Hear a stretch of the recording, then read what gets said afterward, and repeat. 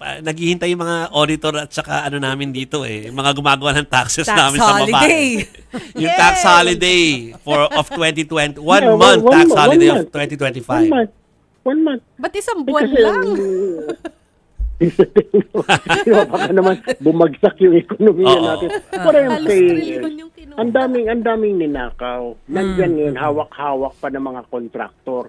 Hindi pa naman nila sinusoli hawak pa ng mga lawmaker, nasa bank account pa nila.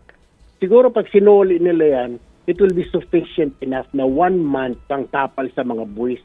1 month at least magkakaroon ng relief ang sambayanan, lalo na yung mga taxpayers, di ba? Di ba, hindi ba masaya yun na may, kahit paano makikita mo yung sweldo mo, walang tax deduction. Oh, yes. Because dito sa nangyaring pagnanakaw. Diba? I mean, even myself, I'm angry. Diba? You keep on nagkakandakuba ka, overtime. Pag overtime ka, maliit pa na natitake mo dahil malaki yung tax. Yeah. Tapos mapupunta lang.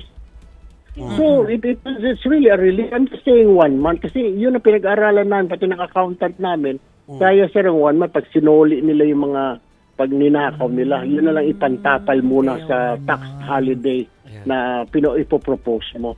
Sabi ng mga lawyers ko na legislators, pwede sir, pwede. Kakayanin yung ninakaw nila, yun ang pantapal muna. Sobra pa nga Kahit na 2 buwan daw, kayang tapalan Pero Senator, ano po ang pulso ng mga kasamahan nyo dito sa Senado pagdating dun sa tax holiday? Well, meron na akong makukuha. Yung brother ko, si Senator Rafi. Agree naman siya kasi makatao naman yan.